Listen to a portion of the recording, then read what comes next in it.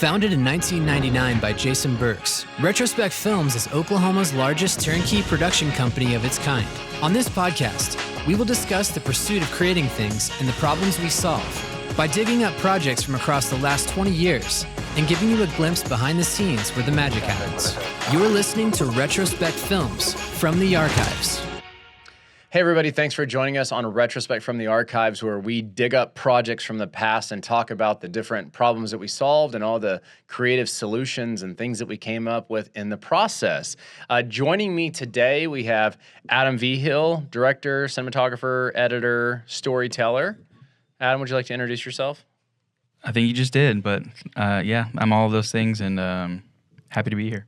Awesome. And then Jessica, producer, client manager, and tried to be the best assistant that I could have ever had, but I wouldn't let her do it because I thought she was overqualified. Yep. He made me move on up. She had to skip that step. You just skipped it.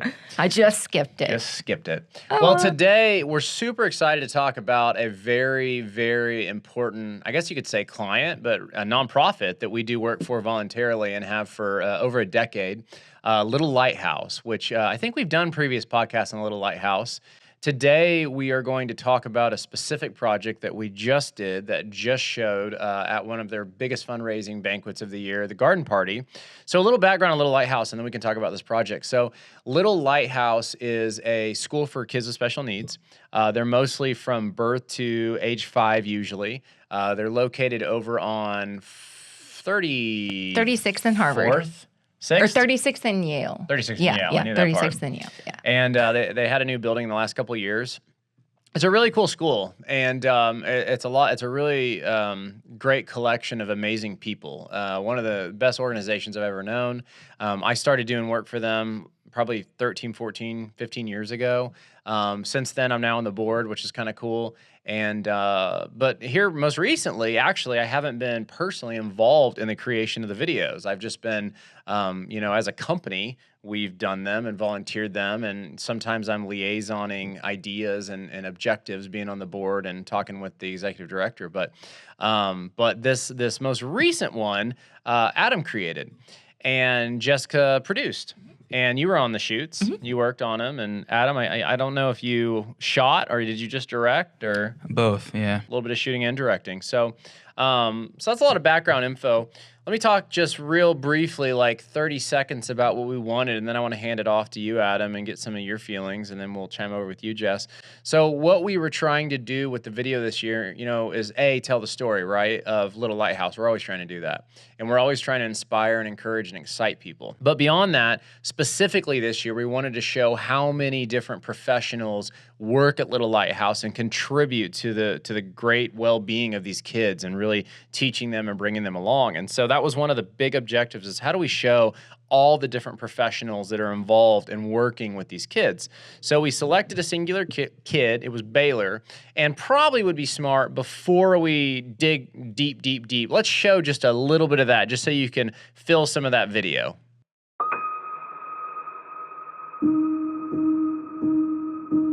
His appointment with our ophthalmologist is when we found out that he had septo-optic dysplasia.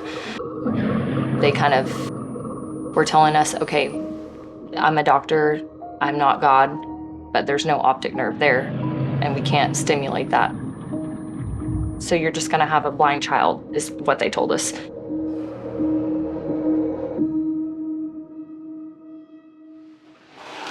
It took us a long time to get him to allow us to brush his teeth, but he does a lot better. Good job. Mommy. Yeah, you used to not like us to touch your face or your teeth. Can you say cheese? Fast forward to his 2-year appointment with the same ophthalmologist. He says, I'm really sorry that this is so awkward. I just thought I had the wrong chart. He's like, I remember diagnosing Baylor with septo-optic dysplasia, and he's like, now there's a nerve. It's still a very small nerve, but there's a nerve there. He's like, that's a miracle. Adam, let's start with you. Talk to me a little bit about your approach. I honestly, I can't take any credit. I stepped back on this very heavy. I did tell you what we wanted, and I kept saying it.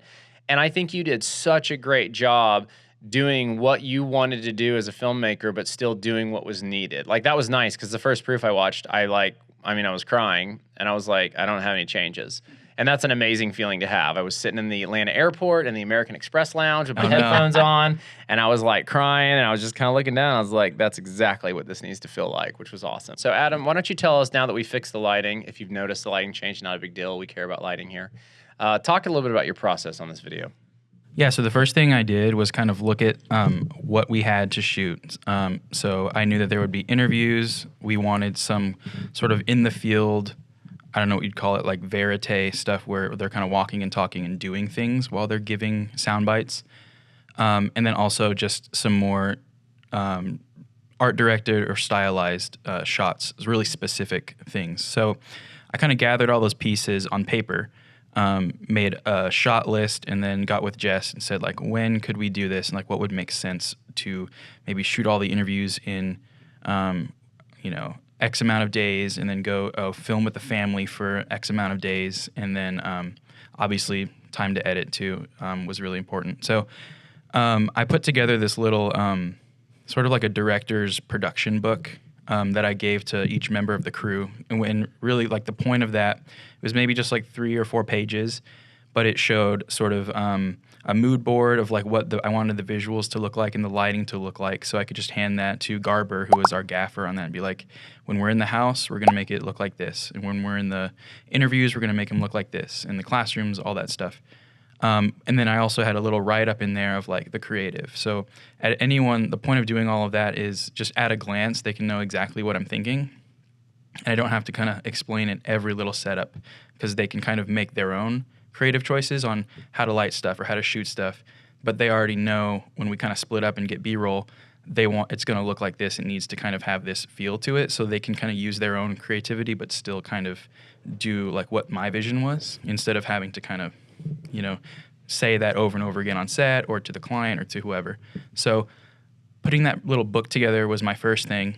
Then, using that to kind of take that into each day and say like, okay, we're going to have the family. I think the first thing we did was at their house, right? Yes. So Baylor, he has something called septo-optic dysplasia, which is when your optic nerve doesn't form well or is absent at birth, which was the case for him. Like you saw in the video already, but he didn't have that nerve. And so later on in the interviews, I got to talking to some of the specialists and said, like, what does his vision actually look like? And so they kind of explained it to us, and I used that as some of like the intro to kind of replicate that in camera. So we had these little diopters that were like moving in and out of the lens to kind of blind you on like one side, but he sees out of his, I just knocked that over. He sees out of his like left visual field. Yes. So we're trying to mimic that with a lot of the visuals. And so there's a lot of stuff that we also cut out.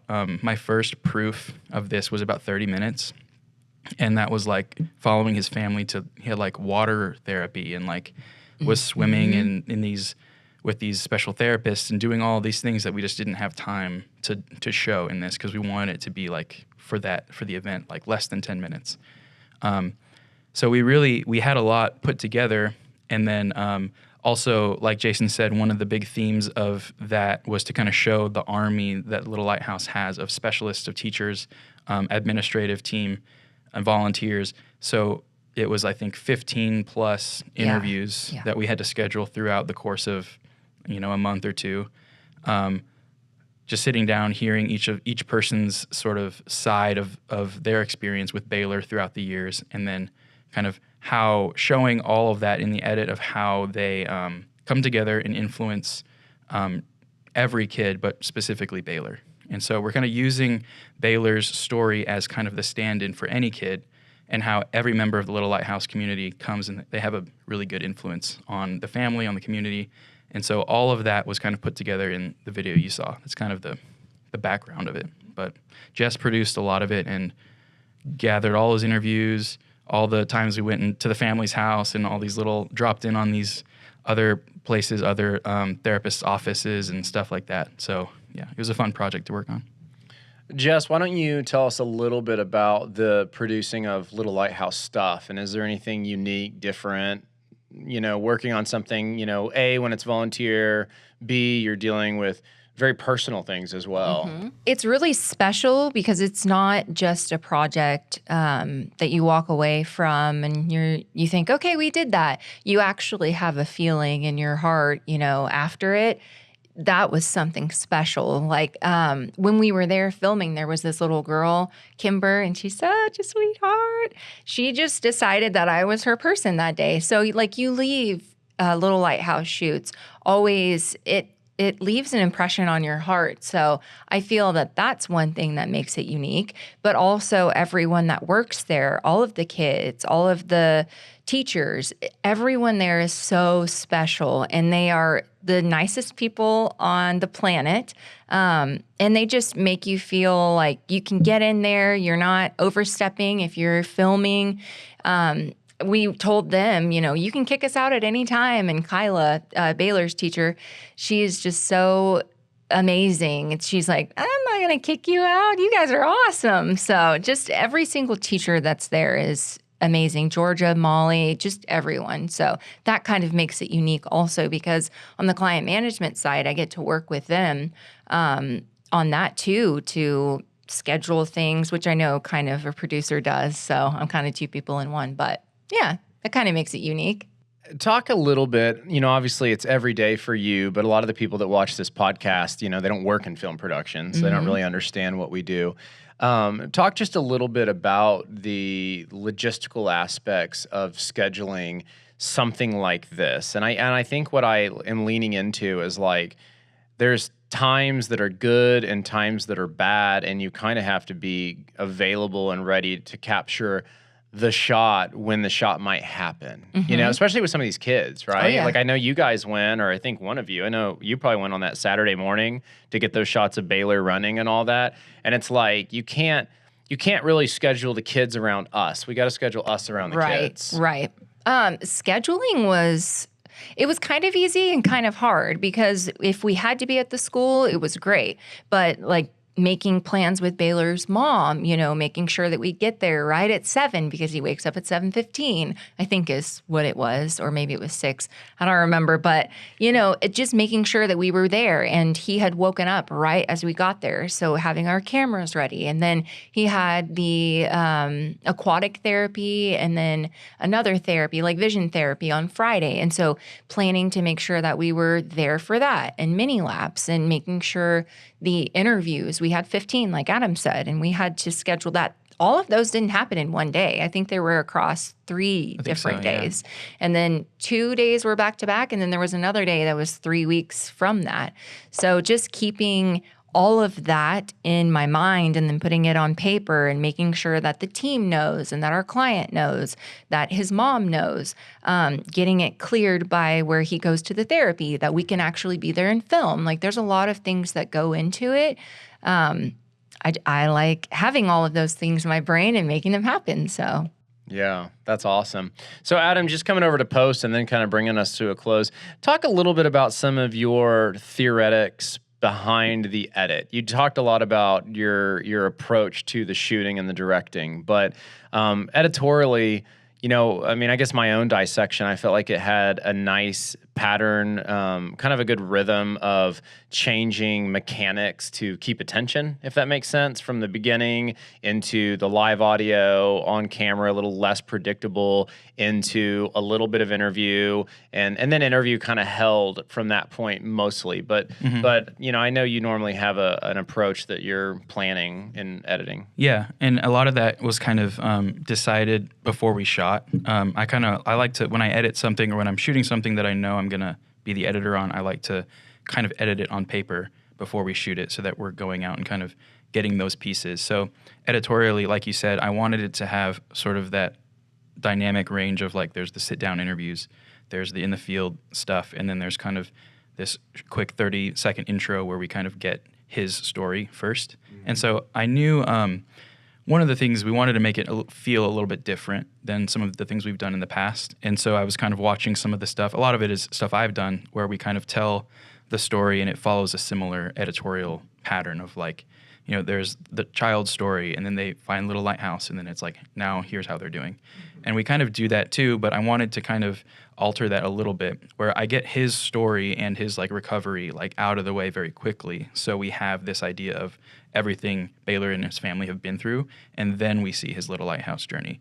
So having that sort of quick, he's blind and the doctor is saying this, and having all of that kind of, I don't know if you call it drama, but just something in the beginning to kind of set the tone for it. And then we immediately kind of break the tone where he's happy and he's smiling. And we haven't really gotten a resolution yet, but we know he's okay. And then we build from there. She tells the story of, the miracle of getting the phone call and where his nerve was there, and maybe he can see, and everything with his siblings and stuff. And then so kind of setting his family story up first and foremost, and then kind of saying it first and then kind of proving it with the second half was how I thought about it. So you can kind of show and say a lot of things, but I wanted to spend the bulk of it kind of proving it to the audience. I know they're not like a skeptical audience, but kind of showing even just, we don't really have footage of him like in his early days being pulled in on the wagon, like he couldn't walk and he was crying, had a lot of anxiety. But then we can kind of make that a lot more powerful by, while we're explaining that, we're showing him like running down the hallways and like running to Kyla and kind of using from that point on in the edit. I wanted to be really careful of like getting everything that I wanted to get, but because of like the nature of a lot of these kids' situations, breaking their routine can be really bad, and we didn't want to do that. So we didn't want to pull them away from class or their schedule. So I knew I had to kind of write everything to where I could just follow him and not break him away from his routine or anything like that. So I knew it was going in, following him, getting him running in, and then from then on, it's all of his therapies and all of his stuff that we're just right there with him the rest of the day. And so just kind of showing off, we're basically structuring the edit the way his day goes is what I'm saying. So going in, meeting with his teacher, and then we meet the transdisciplinary team, which is all the therapists and stuff. That all kind of happens chronologically in his day like it does in our edit. And then kind of saving the second half of the video. Now that we've kind of seen this like really hands-on technical view of what happens there, we kind of zoom out a little bit and we're with the administration staff and kind of getting the bigger picture of the Little Lighthouse. So that's kind of how I structured the edit. And then I think kind of closing, you always kind of want to like bring it full circle. So we have him running in the beginning, and then we have him kind of running around at mini laps with Kyla. Yes. And it kind of brings it full circle and just celebrating with his family. They're putting like a medal on him and stuff, and it was just a cute moment to end on. So a lot of that was kind of found in the edit, but kind of designed on paper before we started. So it's awesome. Well, I mean, I think just reflecting upon the garden party, which you guys were both at, I mean, it was awesome, and being able to show that in a packed out full room of, I think it was about 500-600 people, and Tim Tebow sitting there watching it. That was pretty cool with his family and his wife and everybody. And, we had an exceptional year for fundraising. I know the video was kind of the cue up to get people's hearts open to what Little Lighthouse does. So, I felt like it did all the things, man. So great job on that. Thank you. All right, well, we appreciate you guys joining us on this episode of Retrospec from the Archives. If you enjoyed this episode, I would certainly encourage you to go watch this video. I know that Little Lighthouse just put it on their Facebook. I'm sure that we'll put it on our Facebook and on our website as well. I think it's probably titled Baylor's Story. I think so, yeah. That's what we called it. So you should check it out. It's about 10 minutes long. Such a great story. And hey, if you're looking for a nonprofit that you should go volunteer for or give some money to, Little Lighthouse, check them out. They've certainly captured the hearts of all the people here at Retrospec and myself especially, and they're just a really, really good organization. So we'll see you next time. Check us out on our website, other podcasts, and we'll see you soon.